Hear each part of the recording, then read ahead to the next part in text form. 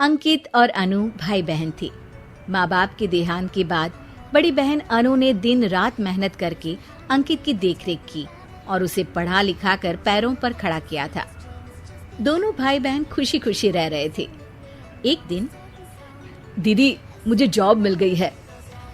अरे वाह भैया, तेरी मेहनत सफल हुई। मेरी मेहनत नहीं दीदी, आपकी मेहनत। अगर पापा के निधन के बाद मेरी जिम्मेदारी आप न उठाती तो ये सब नहीं हो पाता। मेरी सफलता सिर्फ आपके बलिदान की वजह से है दीदी।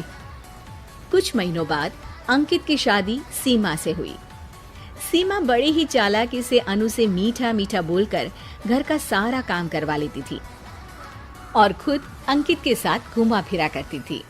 वैसे तो वो सिर्फ खाना बनाने का काम ही घर में करती थी, लेकिन अब उसे उससे भी छुटकारा चाहिए था। इसीलिए एक दिन, दीदी मेरे हाथ का खाना अंकित को पसंद नहीं आता, क्या आप खाना बना दोगी प्लीज?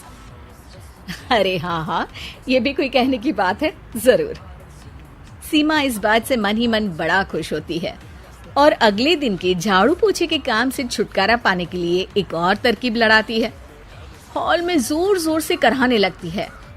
उसके कराहने की आवाज सुनकर अनु हॉल में भागती हुई आती है। क्या हुआ सीमा? दीदी लगता है मेरी कमर अकड़ गई है। वो क्या है ना, मुझे झाड़ू पोछा करने की आदत नहीं है ना। मेरी मम्मी पापा ने मुझसे कभी ये काम नहीं करवाया। अरे कोई बात नहीं, झाड़ू पोछा ही तो है, मैं कर लिया करूंगी।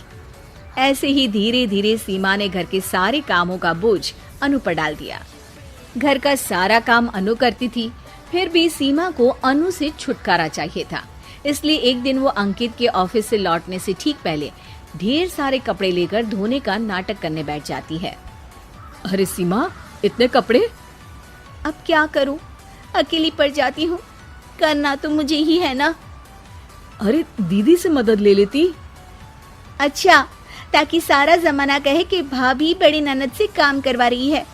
और वैसे भी दीदी ने तो साफ कह रखा है मुझे कि तुम आज जो भी हो सिर्फ उनकी वजह से हो, इसीलिए अगर उनके बनाए इस घर में रहना है तो काम करना ही पड़ेगा।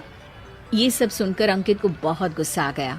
उसने अनु को बुलाकर कहा, दीदी ये घर पापा ने बनाया था और इसमें मेरा भी हिस्सा है और मुझे वो चाहिए।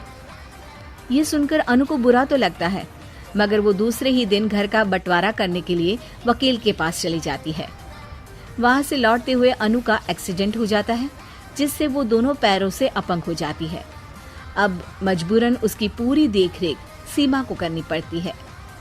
एक दिन सारे कामों से थक कर सीमा अंकित से कहती है, अजी सुनते हो, अब मुझसे तुम्हारी ये बहन की सेवा ना होगी। अगर कल तक तुम इसका बंदोबस्त नहीं करते तो मैं घर छोड़कर चली जाऊंगी। अरे ये कैसी बातें कर रही हो? इस हालत में वो कहाँ जाएंगी? मैं कुछ नहीं जानती, बस कल ये इस घर में मुझे दिखनी नहीं चाहिए। अंकित अपनी बीवी की जिद के आगे हार मान लेता है और अनु को शेल्टर होम में छोड़ आता है।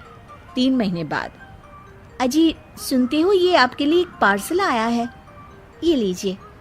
अरे इसमें तो घड़ी है और एक चिट्ठी भी है। दिखाइए तो। अरे वाह, बड़ी ही सुंदर घड़ी है, लेकिन ये आपको भेजी किसने? पता नहीं, शायद चिट्ठी में कुछ लिखा हो। आशा करती हूँ ये घड़ी तुम्हें पसंद आएगी। रक्षाबंधन की बहुत शुभकामनाएं, तुम्हारी दीदी अनु। चिट्ठी पढ़कर अंकित की आंखें भर आती है। मैं दीदी को लेने जा रहा हूँ सीमा।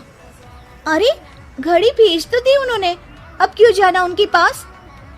देखा सीमा, दीदी हमसे दूर जाकर भी हमारे बारे में ही सोचती है, और एक हम है जो उनकी सेवा से बचने के लिए उन्हें शेल्टर होम छोड़ा है। तुम्हारी बातों में आकर मुझसे ये क्या पाप हो गया? मैं जा रहा हूँ दीदी को लेने, और जब मैं वापस आऊँ तो तुम मुझे हमारे घर में मत दिखना। इतना कहकर अंकित अनु को लेने निकल जाता है। वहां पहुंचकर, दीदी मुझे माफ कर दो, मैं तुम्हें लेने आया हूँ। भाई आज तो राखी है, आज तो मैं मना कर भी नहीं सकती। दोनों घर पहुंचते हैं। अरे सीमा, तुम अभी तक यहीं हो? निकल जाओ इस घर से। अरे वाह अंकित, फिर वही गलती कर रहे हो तुम। सीमा, तुम कहीं नहीं जाओगी। दीदी मुझे माफ कर दो, मुझसे गलती हो गई। सीमा, आज ये समय माफी मांगने का नहीं है, राखी की तैयारी करने का है। चलो तैयार हो जाओ, तुम्हारे भैया के घर भी तो जाना है ना। ये सुन सीमा अनु के गले लग जाती है।